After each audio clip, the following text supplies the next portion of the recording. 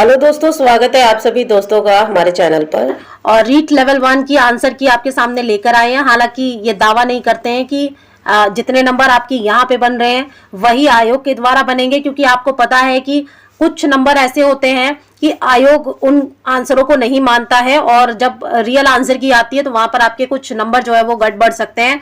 लेकिन अगर आपको ऐसा लगता है कि हाँ, यहाँ पर आपकी एक जांच पड़ताल हो जाती है कि हाँ आपके कितने नंबर मतलब बैठ रहे हैं, और अगर आपको ऐसा लगता है कि भाई जो रीट का प्री एग्जाम है वो चाहे लेवल 1 हो चाहे लेवल 2 हो, अगर कोई भी एक निकल गया है तो आपको मेंस के लिए लग जाना चाहिए।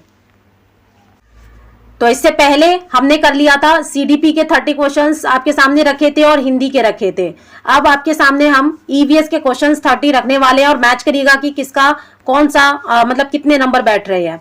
121वां प्रश्न है, यहाँ पे कह रहा है निम्नलिखित को सुमेलित कीजिए तथा सही उत्तर का चयन कीजिए। तो इसका राइट ऑप्शन है बी, यानी कि जो वायरस जनित रोग होते हैं ना वो उसमें आपका चिकन पॉक्स आता है। यानी जैसे मोहल्ले में एक बच्चे को चिकन पॉक्स हो जाए तो वायरस है वो उसके संपर्क में जो भी आएगा उसको भी हो जाएगा। जीवाणु जनित रोग इसमें से कौन सा है, तो तपेदिक है, यानी कि ये जो बैक्टीरिया होते हैं ना उनसे आपको टीबी रोग होता है। ठीक है। प्रोटोजुआ जनित रोग में क्या आता है आपका, तो ये मलेरिया आता है, और कुपोषण के कारण होने वाला रोग आपको क्वाशियोरकर लगता है। ठीक है, तो बी इसका राइट ऑप्शन है। अगला देखिए, भारत के कौन से क्षेत्र में याक पशु पाए जाते हैं, तो लद्दाख में पाए जाते हैं। ENBIS का पूर्ण रूप क्या है, तो पर्यावरण सूचना प्रणाली है। अगला क्वेश्चन देखेंगे 124वां, 21 जुलाई 1969 को नील आर्मस्ट्रॉन्ग के बाद चंद्रमा पर पहला कदम रखने वाला कौन था, तो राइट ऑप्शन डी हो जाएगा, एडविन एल्ड्रिन था। 125वां क्वेश्चन देखिए, पांडुपोल का मेला कहां पर लगता है, तो ये आपका अलवर में लगता है। चलिए आगे बढ़ते हैं। 126वां कह रहा है कि कृत्रिम पर्यावरण निर्मित करने के तीसरे उपसंकुल को प्रौद्योगिक पारिस्थितिकी तंत्र का नाम किसने दिया था, तो हीकल ने दिया था। 127वां क्वेश्चन है, राष्ट्रीय चिन्ह अशोक स्तंभ में कितनी दिशाओं में सिंह के मुख हैं, तो 4 दिशाओं में है। 128वां क्वेश्चन देखेंगे, भारत में पटसन यानी कि जूट की खेती कौन सी ऋतु में की जाती है, तो वर्षा ऋतु में की जाती है। 129वां क्वेश्चन देखेंगे, अंतर्राष्ट्रीय मानकों के अनुसार अस्पताल क्षेत्रों में कितने डेसिबल ध्वनि को सहनशीलता की सीमा माना गया है, तो 65 डेसिबल को। चलिए 130वां क्वेश्चन देखेंगे, जंगली मुर्गे कौन से वन्यजीव अभ्यारण्य का प्रमुख जंगली जीव है, तो ये माउंट आबू सिरोही का है। 131वां क्वेश्चन देखेंगे दोस्तों, हमारे सौर मंडल का सबसे बड़ा ग्रह कौन सा है, तो बृहस्पति है। 132 क्वेश्चन देखिए, निम्नलिखित में से उस त्योहार को चुनिए जो कार्तिक मास की अमावस्या को मनाया जाता है, तो दिवाली है। अगला क्वेश्चन देखिए 133वां, कौन से दांत भोजन को चीरने फाड़ने का काम करते हैं, तो रदनक करते हैं। ठीक है। चलिए अगला देखिए 134वां क्वेश्चन है, नीचे दिया गया यातायात का एक संकेत इंगित करना है, तो 20 का राइट ऑप्शन है, यानी कि आगे संकरा रास्ता है। अगला क्वेश्चन देखेंगे 135वां, निम्नलिखित में से कौन सा उपकरण दृष्टिबाधित छात्रों के लिए आईसीटी में सबसे अच्छा उपयोग करता है, तो टेक्स्ट टू स्पीच करता है। 136वां क्वेश्चन देखेंगे, आपकी माताजी के भाई की माँ से आपका क्या रिश्ता है, यानी कि आपकी मम्मी की मम्मी आपकी नानी होती है।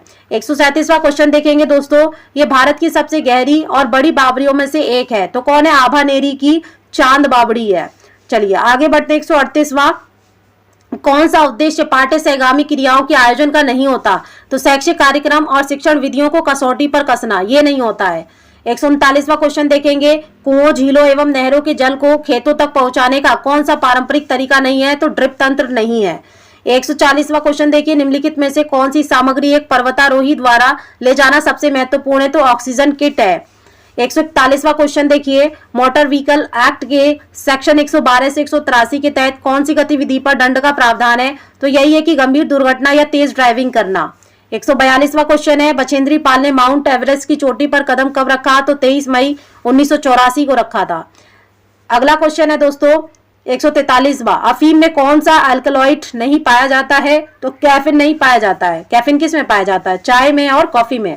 144वां क्वेश्चन देखिए, कौन सी शिक्षण सामग्री का उपयोग छात्रों की भाषा संबंधी त्रुटि सुधार में किया जाता है, तो फोनोग्राफ का किया जाता है।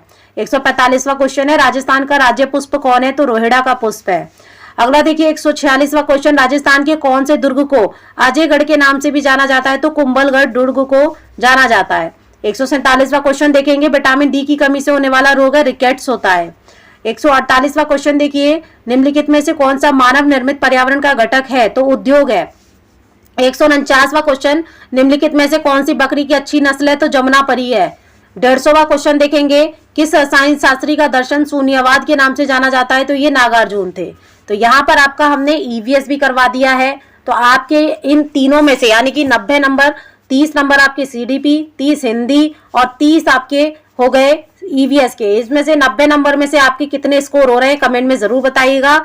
और उसके बाद में देखेंगे कि आपके साथ में जो मैथ है उसको और साथ में इंग्लिश या फिर संस्कृत की भी आंसर की को बता दे हम। ठीक है, जब तक आपको ये क्लास कैसी लगी कमेंट में जरूर बताइएगा और अपने दोस्तों को भी शेयर कर दीजिए ताकि उनको उनका स्कोर पता चल जाए।